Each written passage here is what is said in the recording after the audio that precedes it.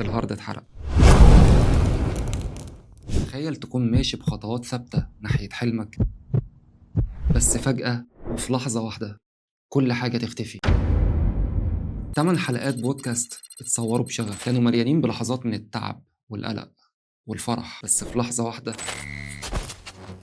اليوم ده حقيقي كان يوم صعب جدا. خلينا نرجع من البداية.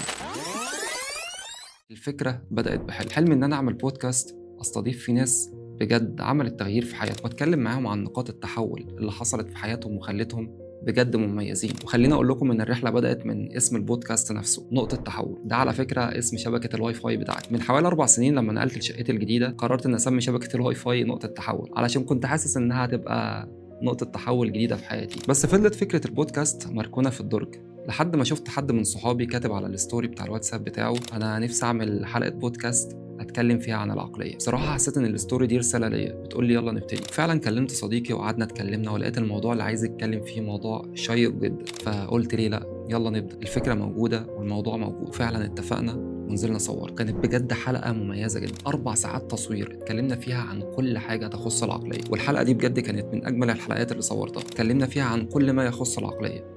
يعني ايه اصلا عقليه؟ الفرق ما بين العقلية والشخصية والشعور.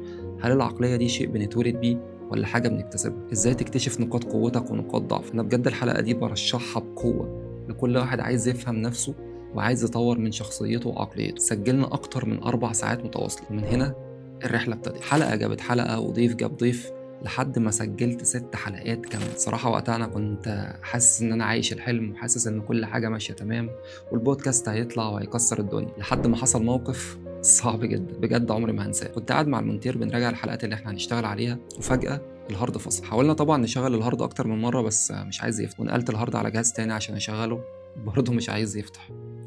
للحظة كده حسيت بقلق، بس قلت لنفسي اكيد في حاجة غلط يعني. وظهر على الكمبيوتر رسالة، اسوأ رسالة ممكن حد يشوفها في حياته: You need to format this hard disk.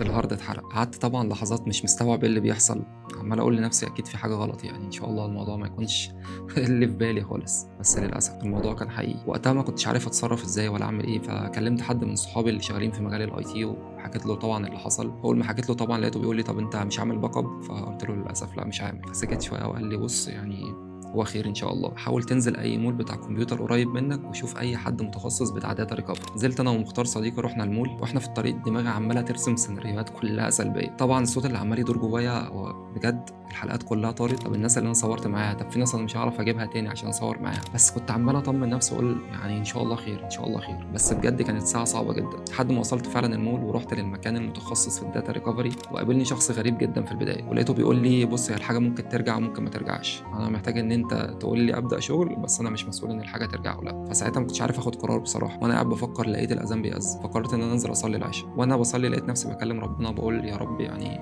كل اللي انت هتجيبه خير، انا راضي بالله يحصل، بس يا رب يعني عيني كده ان انا الموقف ده بجد يعدي، علشان بجد انا وقتها ما كنتش عارف اعمل ايه. خلصت صلاه وطلعت رحت مكان تاني، قابلت شخص الحمد لله يعني طمني شويه وقال لي بص يا باشمهندس ان شاء الله الحاجه هترجع، بس ايه يعني خلينا نجرب، اديني يومين كده وان شاء الله هكلمك. فطبعا ما كانش قدامي اي اختيار تاني، سبت فعلا الهارد وعدى يوم والتاني وانا دماغي عماله تشتغل وبحاول ان انا الهي نفسي باي حاجه تانية. بصراحه كان جوايا امل، كنت حاسس ان ربنا بجد مش هيخذلني ومش هيضيع تعبي. لحد ما جات لي رساله على الواتساب، لقيت الباشمهندس ده باعت لي بيقول لي باشمهندس محمد الحمد لله الداتا رجعت. وقتها كانت لحظه جميله جدا بجد. طبعا شكرت ربنا وقلت الحمد لله، وحسيت ان الحلم ممكن فعلا يكمل. بصراحه وقتها انا اتعلمت درس مهم جدا، ان اي حلم انت بتحاول تبنيه اكيد هيعدي بلحظات صعبه. ووقتها فهمت يعني ايه نقطه تحول. بصوا انا مش عايز اكبر الموضوع، ممكن يكون الموضوع بسيط بالنسبه لناس كتير، بس انا الموضوع كان بالنسبه لي في البدايه وانا ما كنتش فاهم انا المفروض اعمل ايه، فكانت تجربه مش سهله بالنسبه لي. وانا بشارك معاكم التجربه دي عشان عايز اوصل لكم ان اكيد كلنا بنمر بلحظات صعبه، مفيش حد حقق حلمه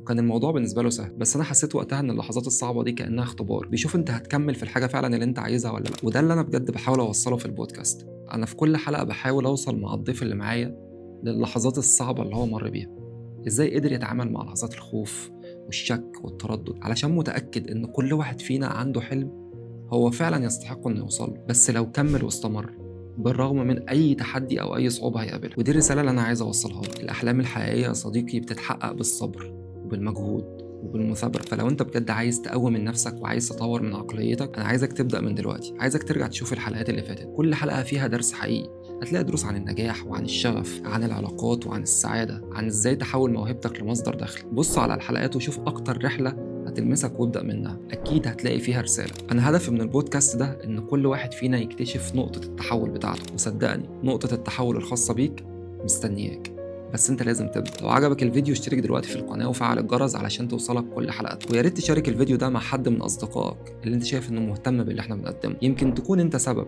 في نقطة التحول الخاصة بيه.